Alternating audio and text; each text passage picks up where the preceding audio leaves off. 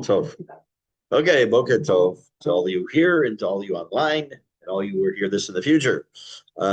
We learned today Leilu Nishmat Avigdor Chayavram ben Rachalei and Mer Tzvi Shamash Neven Aliyah. Last week, we dealt with at length the topic of Mito Shelo Lishma Balishma. When doing something not necessarily for the right reason, but eventually coming to the point where you're doing it for the proper reason. I'm not going to do that again today, but we're going to pick up and finish that Mishnah. And again, in your books, it may be in two parts. So in chapter 4, Parak Dalet, chapter 4, I'm just going to reread the first part of the Mishnah, or it might just be what's called the only Mishnah you have. So it's chapter 4, Mishnah 5 or 6. It should start with Rabbi Yishmael Beno, Rabbi Yishmael, his son. So you tell me what chapter yours, what Mishnah it is. Vav. It's Vav. It's number 6 in yours. And I don't know what else is in. Yeah. Yes. Number 7. Okay. And I have 5. Yes. Right. So it's 5, 6, or 7. Take your choice. I'm going to reread just the first couple of lines, bring up a couple more questions or topics, and then we're going to do the second half of the Mishnah, or what will be considered in some printings, the next Mishnah. I just need to put something on my screen that I need. Okay. Yeah, I need this also. Tov. Okay. Rabbi Yishmael ben Omer, Rabbi Yishmael, his son, said, if a person learns Torah in order that he should be able to teach, Hashem puts it in a situation that he'll not only be able to learn, but he'll also be successful in teaching. And someone who learns in order to do, meaning they're not necessarily they're learning halacha, they're learning Gemara because they want to know how to keep mitzvot. Hashem puts him in a situation that he'll be able to learn and teach, and to keep the mitzvot properly. What we talked about already was not just about this idea of doing the mitzvot for the wrong reason, coming eventually to the right reason. Is this whole idea of how we open up the door a little bit, so to speak, and Hashem helps fill in the gaps. Now, I can tell you, not just for myself, but for plenty of people, a person who may sit down to learn halacha doesn't necessarily make it because they learn halacha because they want to know how to do the mitzvot. Doesn't necessarily make it all of a sudden that they're going to be out teaching in schools and they're going to all of a sudden be, keeping Torah mitzvot perfectly. It doesn't work. That's not what it means. It doesn't say anything about perfection. So what does it really mean when we're talking about this idea of Torah, that you're zochet lilamed, you're zochet to teach? So the term to teach does not mean necessarily in a formal fashion. I may get in front of a classroom, I might get one-on-one students, I might be in my adult classes I teach, and teaching. But all of you teach. You teach because how you act. People may look at you for good or bad and say, oh, I didn't know I can do that. I didn't know I can't do that. I didn't know that's how you're supposed to act. In other words, they learn from your modeling. So the lamed is also a form of modeling a person's actions also. So why? How does that work? Because when I learn properly and I understand and I inculcate the messages of the Torah of the mitzvot and how to do it, and I do it, then someone else will see, oh, that's how you do it. I had a situation that I noticed. I'm not big on going over to someone and telling them that they're doing something wrong. I will do it if it's someone I know, will accept it properly. But usually I'm not you shouldn't know. I'm not the guy who's going to say, straighten your tefillin out. Even that, I don't. It's okay. Once you put your tefillin on the right spot and you made your bracha, you're done. If it falls to the side, you're supposed to straighten out, but you've already done the mitzvah. It's not like you're not keeping the mitzvah. The mitzvah is done as soon as you put the tefillin on and make the bracha. In any case, I happen to notice a guy putting on his tefillin who I just noticed. I down with him all the time. And he's putting it on, putting it under here, not over here. So I just noticed, I was leaving shul or whatever. So this is a little while ago. So I'm saying, should I say something? Said, yeah, okay, maybe I should, just for the rest of his life, he could put it on the right way, as opposed to the first half of his life. But again, it doesn't mean you have to go out of your way to that. Sometimes, because someone could look at it. I'll tell you honestly, when I'm davening with Rav Sabato, I daven with him sometimes Friday night at shul, at Des Aron, I can watch him. I like to see certain things. They're different. I'll give you one example. This is a minhag thing. Ashkenazim, when they say Shmona Esrei, the bowing is bow at the knees and then bow forward. Sfaradim, if it's a mix, some just bow straight without the knees, and some do like Ashkenazim. I've always done it bowing at the knees, and then I learned that it seems to be more common by Sfaradim to bow just at the waist and not at the knees, like you do at Modi. So I wanted to see how he does it. Again, he's not standing there coming to teach me how to do it. I'm just observing. So sometimes when we observe somebody, we also are learning as well. So how do you do it? That's a good question. I've watched him like 3 or 4 times, and every time by the end of Shemona Esrei, I forget what he did. So I'm going to check tomorrow night. I want to check it if he's there. It's just custom. It's just custom. It's not, I thought The only time that everyone does just at the waist is Modim. Modim, you don't use your knees. You don't have to use your knees at Modim, which I learned from students. I was in the middle of teaching a class in 6th grade in the year 2000. This is a long time ago. I'm going through some basics of Shemona Esrei. Kids 6 years in 6th grade, and so like 11, 12 years old. And I'm going, okay, so here you do this. I say, Modim anachnu lach. And they say, what? I said, no. They said, you just bow at the waist. I said, no, you bow at the knees and at the waist. I said, okay. So just then, I was just like a teaching one class. I wasn't their homeroom teacher, so to speak. The homeroom teacher came in, a nice Chabad guy. And I asked him, he said, no, just at the waist. Now I looked it up. And they were all right, and I was wrong, which is fine. That's how you learn. You can't, we've learned this in Pirke Avot already. That who's considered wise, you can learn from everybody. What's a kid in 6th grade or someone like Rosh Sabato? You should learn to be well. So yeah, it is what it is. So there's a line here. Let me see if I have it here. No, I'm not going to do that one. There's something else I was going to veer into it. I decided against it.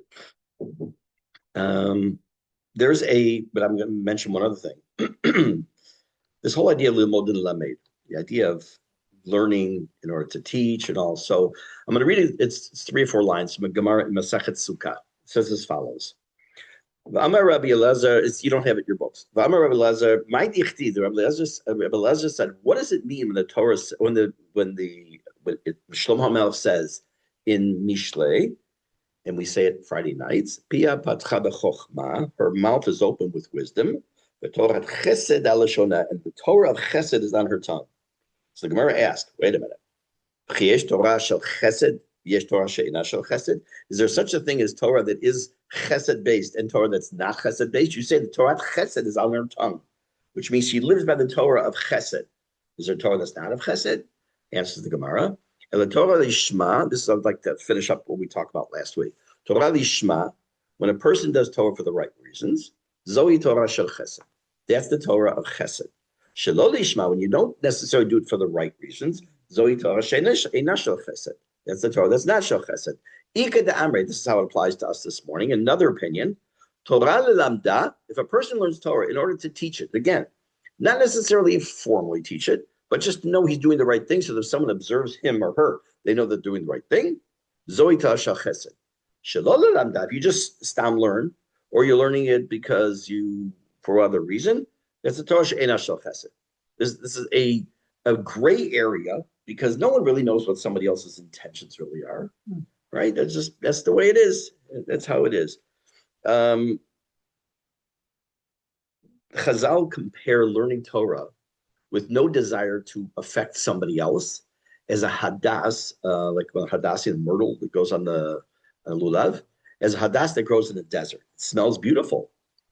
There's no one to smell it. So it's like a tree falls in the forest and does it make a sound? Or a man has an idea, is he still wrong if no woman is around? So, yeah, she'll still know, right? So you might think also that if you sit and learn with the express purpose of going to teach, let's say, for example, I'm going to prepare a class. And I always take preparation for class very seriously. I don't ever just walk. I'm not talking with kids that I review stuff. I like come this class, other classes. I take preparation very seriously, and it always I like finding other stuff. Like I'm preparing my Mishne class. I was supposed to teach Sunday, Monday, and Wednesday this week. It all fell through. But while I was preparing it, I came across. Wait a minute, I didn't know that, and it led me to something else, which we'll see hopefully Sunday night, Bezrat Hashem. But if you might think that, look, all my time sitting there preparing, it's a waste of quote, it's bittul Torah because I should be sitting and learning. It's not. That's the whole point. Learning Torah is learning Torah. If you're learning to prepare, you shouldn't. It is learning, of course it is, and you have to prepare. You can't just walk in and stop. We actually learned it from Hashem, but I'm not going to get into how we do it. Hashem himself, so to speak, reviewed something before teaching Bnei Israel. It's an important thing. I heard actually speaking of Rav Sabato. I was at a meeting. That wasn't a meeting. He was speaking to teachers at Amit during the summer this past year, a couple of years ago. And he said, if you think, he's talking mostly to the teachers of Gemara. He says, if you think that you're going to, in the morning of your class, and this is high school, you're going to take out the art school Gemara, just and then go and teach it, he says, you might as well stay home. That's not preparing. He says, you need to anticipate all their questions. I had a kid growing up in my class. Remember Sammy Salzberg? Sammy Saul, brilliant guy. Hated his guts. He was so smart. No, I didn't hate him, God forbid. Came to be very good friends. Anyways, so when we learned the Gemara, he would ask Rashi's question. When we learned Rashi, he'd ask the question of the Rush who asked on Rashi. When we learned the Rush, he asked the Reef's question. Like, how did he know this stuff? It was so, he didn't know it. It was just a natural process, the way it worked, that he just understood these things that, wait, there's still a problem here. He asked Tosa's question. It was amazing. Wow. But so for the average person, that necessarily their brain doesn't work that way. So they have to prepare. They have to work at it. So the time a person spends, I'll give you another example. I've had students who've come to me after we've learned multiple times for a test. Oh, and they bombed. Oh, it's not often, but it happens. What a waste of time it was that we spent together. I said, no, it wasn't. Had we spent hours and hours learning science and you bombed, then yeah, you're learning of science the way we were doing it, and your test, you bombed out. And it was a waste of time because it didn't help you. But Torah, if you fail, it's still Torah. If I learn Gemara, I learn Halacha, I learn Mishne, whatever it might be, and it doesn't stick, I still learn Torah. That's part of this mission as well. And again, like I say, we teach by example. Now, I want to go into what's either the next mission in your book or the continuation of this Mishnah. And it starts with the name of a person. It starts with the name Rabbi Tzadok. You see that? Rabbi Tzadok? Okay, I'm going to read it. And before we actually learn the Mishnah in depth, I'm going to do something I haven't done with hardly any of the people we've come across so far in Pirke Avot. I'm going to give you a biography of him because it's not only important to understand how it fits into the Mishnah and his teaching, but he was a unique character. By the way, you cannot say very unique. You can't modify the word unique. He is a unique character in all the names of people in the Mishnah, and we'll see why. Okay, so let's take a look first at this continuation or the new Mishnah. Rabbi Tzadok Omer. Now, this is a kind of a continuing idea of the prior statement of Rabbi Shmuel, because Rabbi Shmuel is talking about what you do with Torah, right? How you learn it, how you do what you do with it. Now, it did say the implication seems to be in the first part of this Mishnah or the statement of Rabbi Shmuel that it's a good thing to learn in order to teach. Nice thing, good thing. But listen what Rabbi Tzadok adds. Al ta'aseh matara lehitgadel bahem. Don't use the Torah that you learn as a crown to, I don't know how to even translate lehitgadel. Make yourself more important. You're a big shot. I don't know. What does it say here in your English? Self-aggrandizement. Okay. Can you separate yourself? No, that's Al Tifosh Minat Tzibur is wrong. No, that's not the Mishnah. No. We're in chapter 4. Oh, I'm up here? Yeah, let me have your book. That's okay.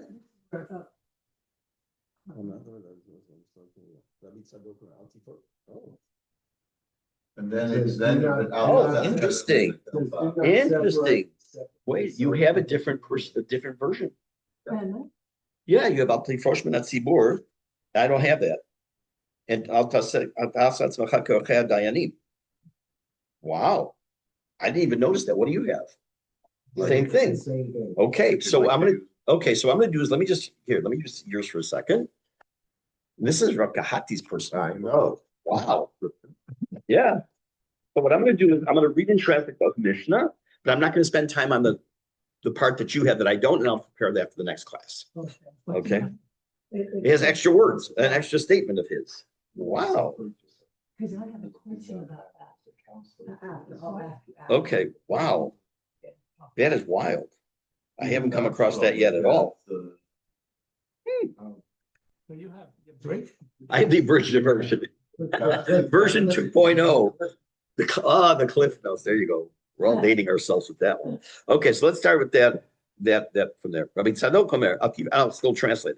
Al tifrosh min hatzibur. Don't separate yourself from the community. And don't act, what it says here, don't act like a lawyer by advising people who are being judged. Again, this obviously requires, I don't want to do so, I can't, but I don't want to get into this off the top of my head. And now the part that I actually do have in my printing, don't make the Torah a crown to make yourself important, to make yourself look great. Obviously, it needs some explanation. Lo kardom, here he has lachtoch. It's a different person. No, it's the lo kardom lachporba, nor make it an axe, or actually more of an axe, a shovel to dig with.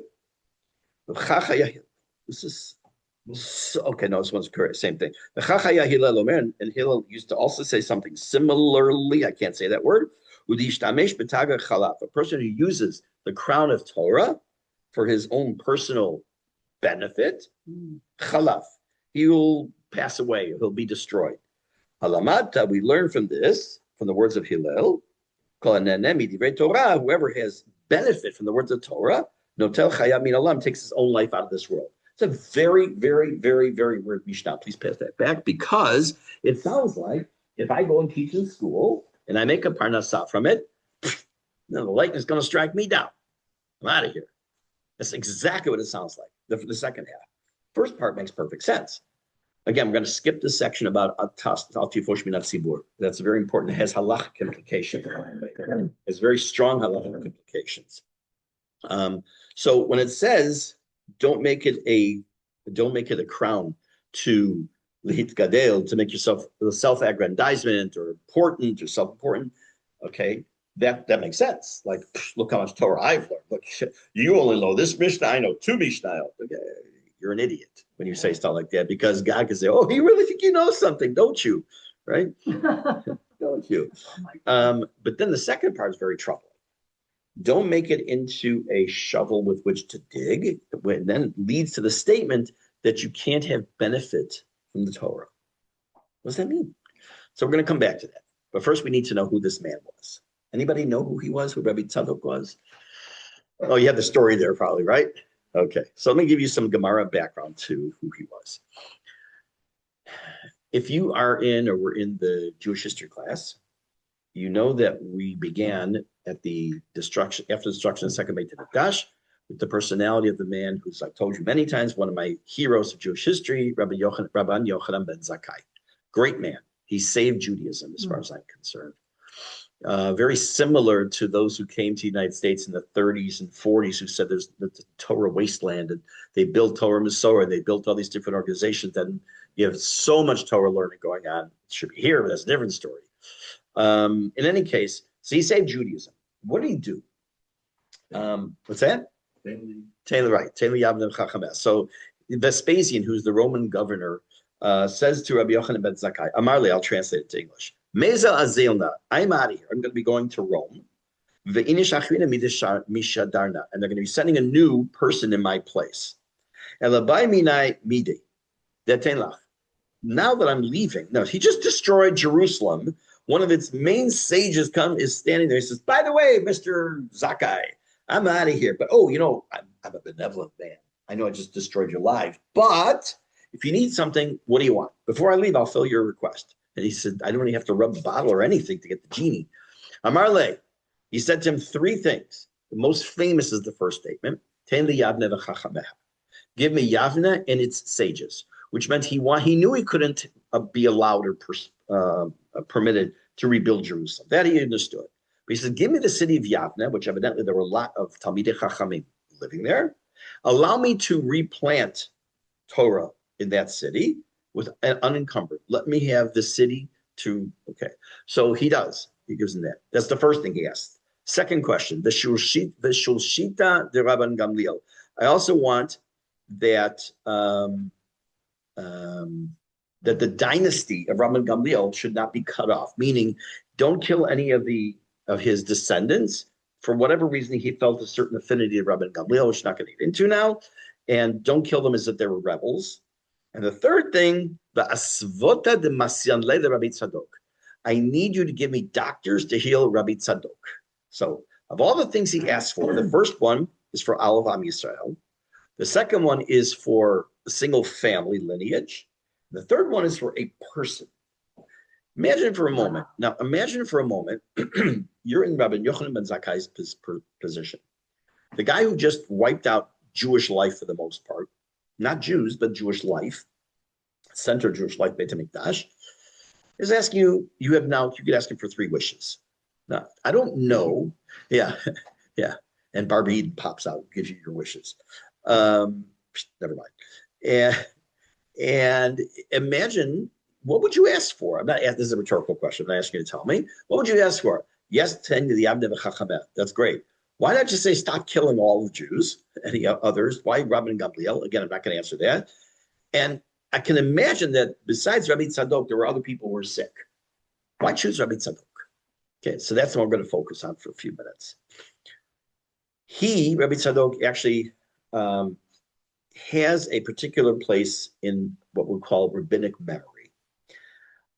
He's not remembered as a person who organized halacha. He's not a political leader. He wasn't a good speaker. He wasn't anything of any sort whatsoever, except he did something.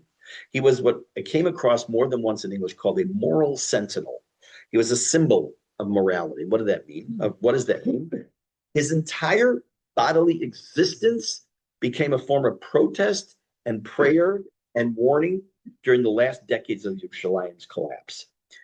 Unlike many Tanaim whose biographies can be recreated, we can learn a lot about Rabbi Akiva and Rabbi Ishmael and Rabbi Yehuda and all these names from many of the quotes in the Gemara and other places, and the Gemara and from Mishne and all stuff. Rabbi Tzadok's memory is just fragmented, but the fragments are something that teach us something incredible about this man. Now, I am not saying he did something good, nor does the Gemara eventually say he did something good. I'm just reporting right now, and we'll have to see where this goes. He decided he wanted to avert a catastrophe. He saw the writing on the wall decades, not generation, but decades before most people saw that the Jerusalem was going to collapse and that the Beit HaMikdash was going to be destroyed. And he felt, I'm going to put a parenthesis here for a second. Have you all heard of Choni HaMa'agal?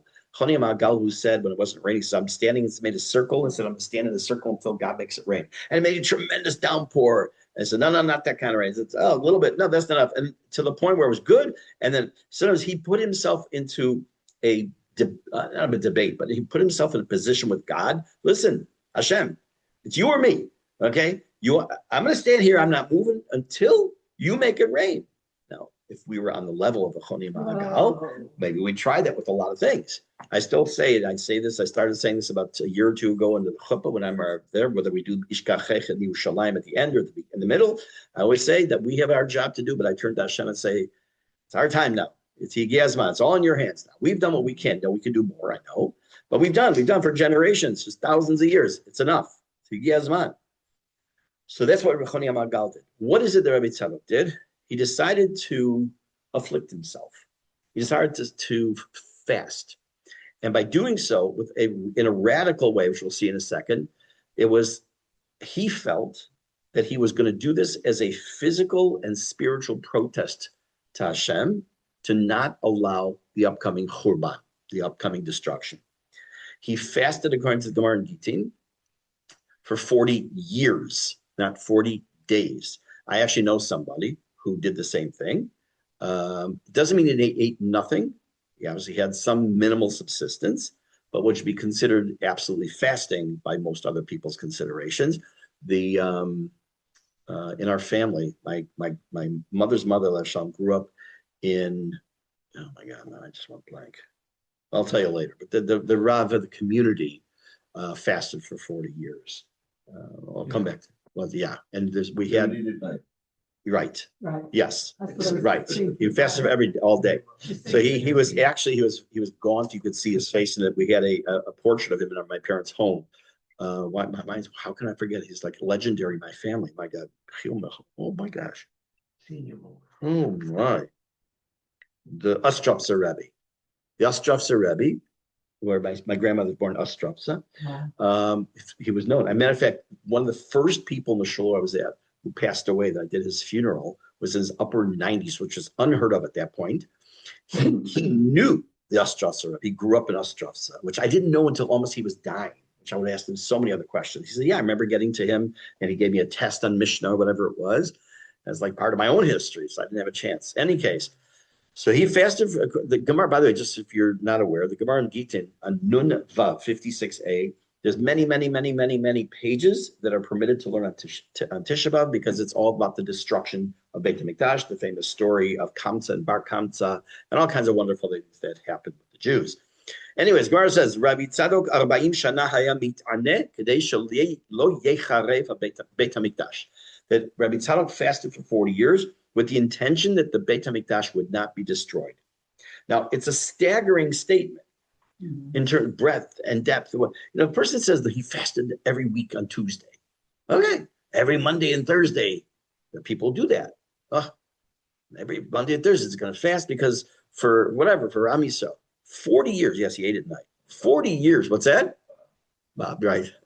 Yes. Rabbi Tzadok. Yes, Baham. Yeah, Monday, Thursday, Monday. Yeah, there's after Pesach and after Sukkot. Start after the Rosh Chodesh that comes after the whatever. The first Monday, Thursday, and Monday, some people fast in the slichot. It's called Bahav, Bet Hey Bet, like you said. Right now, we're in the time period starting with this week's parasha. Some people have this also considered an auspicious time called Shovavim. Stands for Shmot Va'era Bo B'Shalach Yito Mishpatim. Some call it Shovavim Tat, which includes Truman Tetzaveh. All these next week's parashiot is considered, like some people say, special tefillot and special slichot. I don't, but maybe one day when I'm at that level, I will. In any case, he is this man who saw the upcoming destruction long before. It doesn't take a Navi today to see that things are going pretty bad in much of the world for Jews.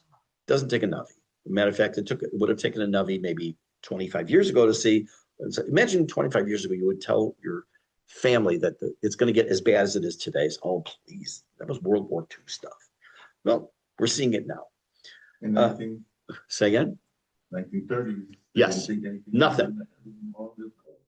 That's, by the way, when we get to Jewish history, right, the Hungarian Jews are known as the last victims, Jewish victims of the Holocaust, because they kept saying, yeah, we're Hungarians before we're Jews. That was more important to them, being Hungarian Jew instead of a Jewish Hungarian. And they were the upper crust, and very much like in Germany. So in any case, but it wasn't just that he saw the writing on the wall. People were still not willing to acknowledge that things were not going well. Again, it's history just repeating itself. And he felt an adequate response would be himself. Why? What does that do? So, in order to understand the potential theory behind what he's doing, we have to step back for a second. And by the way, you'll also, it won't be today probably, but next class, you'll understand why he says what he says in this Mishnah. When a person in the time of the Beit HaMikdash did an Aveirah, did a sin, by accident, not on purpose, they would bring a korban.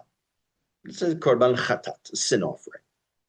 And part of it was that you press the hands onto the head of the animal and confess, and then the animal will be brought as a korban. I don't know about you, that sounds like a good gig. I'm going to go do a bunch of things. Okay, oops, I did that wrong. And I'm going to bring an animal. It'll get slaughtered. Down here, the blood there, the fats, and then the Kohen gets to it. No, next day. Sounds like a good gig. Well, first of all, it didn't work if someone said, I'm going to just do this Aveira, and I'll bring a korban, and I'll do tshuva. It doesn't work that way, right? It's only when someone does something b'shogeg by accident. But again, what's the theory behind korbanot, between the sacrifices? So first of all, the Rambam, right? First is the hit karev, the word kuf resh bet means to come closer to God. But how does bringing an animal and burning it on a mizbeach, on an altar, bring you closer to God? I imagine now, Bezrat Hashem, when Beit HaMikdash is rebuilt later today, this afternoon, or after 4 o'clock, after 6 o'clock. I want to get tomorrow first. I can do Shachari tomorrow morning, Beit HaMikdash. That you're going to have people outside, pitas, me protesting, people eating tasty animals. I mean, people against eating, what is it? People for equal treatment of animals. They'll be outside protesting. Now, again, the whole idea of what's going to happen when we have Beit HaMikdash. Will there be korbanot? Will there not be korbanot? We'll see. We'll find out. But right now, just leave that aside. What did it do? You think about it. The Rambam and the Ramban have a classic machloket, and I never remember who says what. That the reason Hashem gave korbanot is either because that's what the Jews understood from the rest of the world of how they served gods, or it was a temporary measure that they could have something physical they can do until the point where they get a higher spiritual level and whatever else. One's the Avad, one's the Chachila, whatever. But still, why? Why do we fast? When we have a fast day, we just had a Sarabat Avot was that last week? 2 weeks ago? Yeah. Yeah, wow. It's like, go like that. Like, why? Tisha B'Av, what do we fast? Why? Not what are we fasting for, but what is it? Why are we fasting? What does it do? Well, the one I can understand is Yom Kippur. We separate ourselves, we want to be like angels. We don't eat, we don't drink. We spend our day in prayer. We don't focus on the physical. We focus on the spiritual. Okay, that one makes some sense to me. Not more than some. Makes a lot of sense to me. I fasted. Did it make a difference in my life that day? Honestly, no. It didn't. Was I sitting there all day thinking about the destruction? No. I do more on Tisha B'Av. Not just because I usually tend to speak about it, but I watch videos and listen to the keynote and all that. Again, why is the fasting? I've heard so many people, my own family included, saying, like, if we could just eat, or rather drink on a fast day, just drink. Instead of thinking all day, I'm thirsty, make it a lot easier. So let's go back and the original question, and then we'll apply it to Rabbi Tzadok. What is the purpose of korbanot? What was the purpose? Among many. If you were in 13th century France, I'm just picking a random year, and there was a king of France. Now, whoever he was then at that point, I don't remember. I'm just going to say King Louis, but it's probably not true. It sounds like I know what I'm talking about. It was King Louis the 13th, and his birthday was, anyways. And you walked up to the king in his palace with all his guards around, and you spit in his face. You wouldn't make it out of the palace alive. You'd be right to the guillotine. Boom. You and Mary Queen of Scots, which, by the way, I watched a series on her once. It was magnificent. She was so railroaded. Wow. Yeah, it's great. Anyways, so you'd be, why? But why? That's cute. She was a great Scot. Very good. No, it was good. I always appreciate lousy humor like mine. So why? You spit in his face. So what? He's just a guy. No, it's what he represents. He's the king of your country. You can't. It's called mored b'malchut.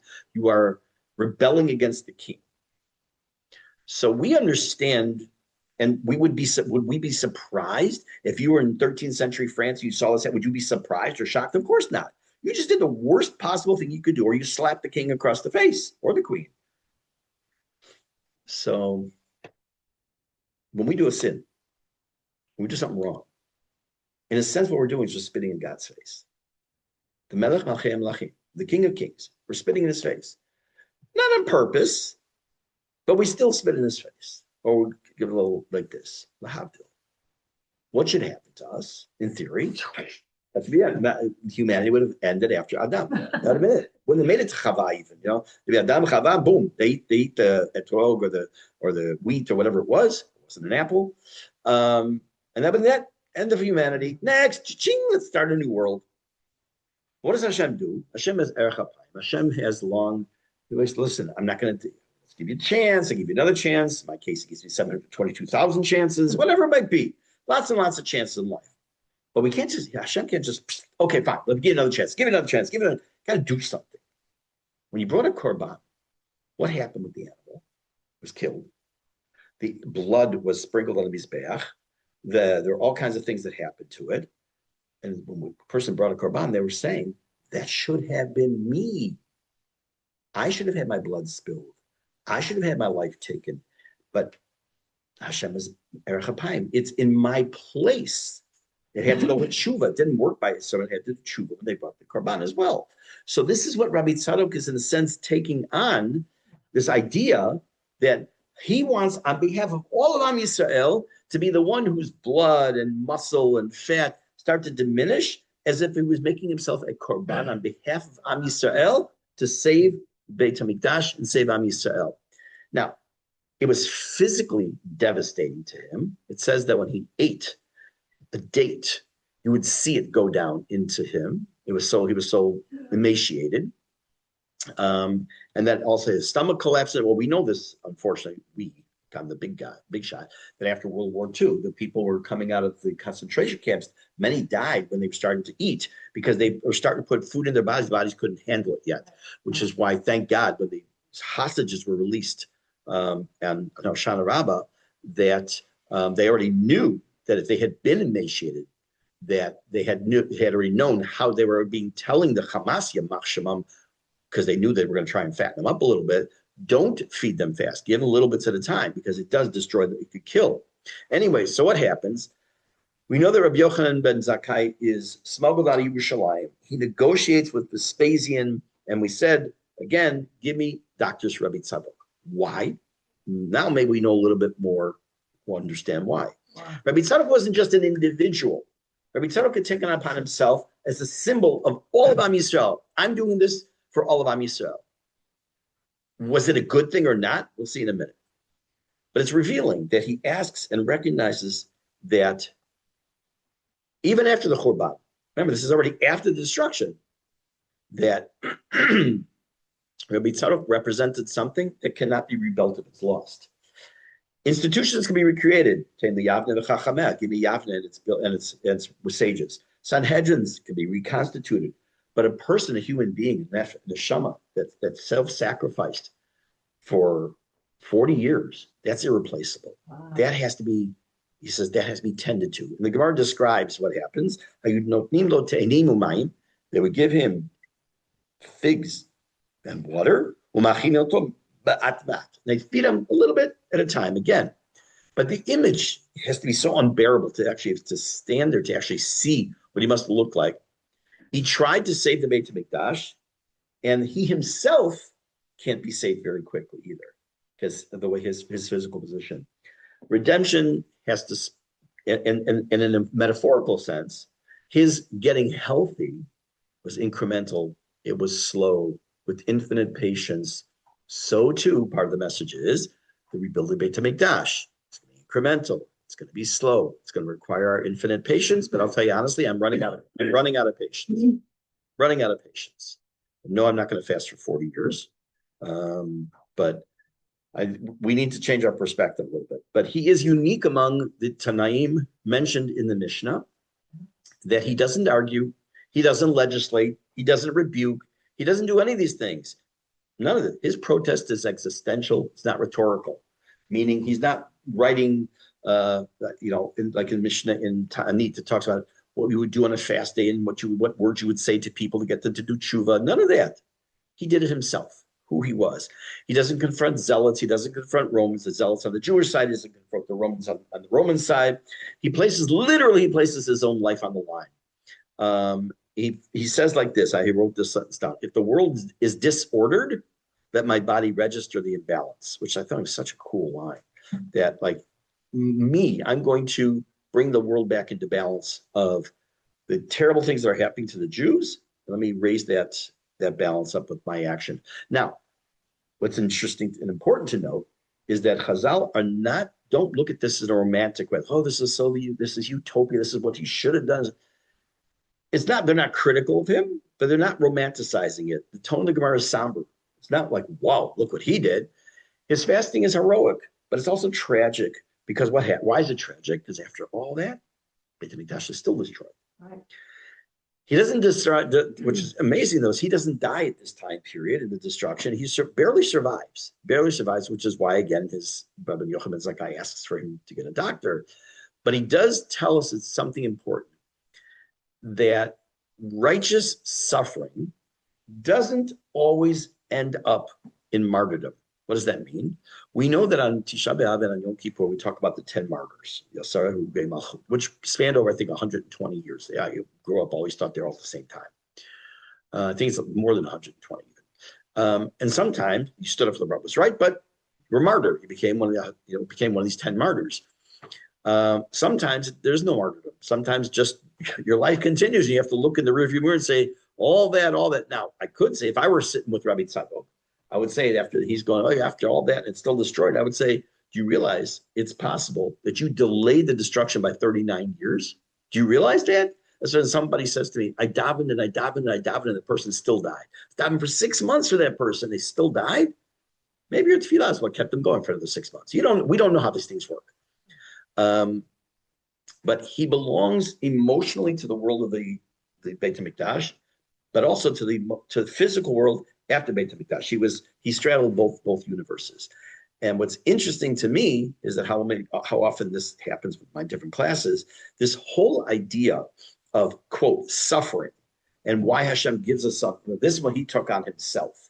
But why we sometimes have that, I'm not talking about the book of Eov or Job, but is the next couple psukim we're going to do, Bezrat Hashem Sunday night in Mishne, is going to be on this topic about human suffering. It's going to be on there. And yeah, so that's my story for today.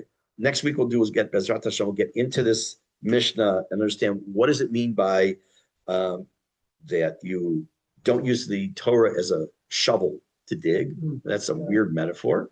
And what's this whole idea? You can't teachers make money all the time for centuries. Well, money is kind of stretching it, but make money.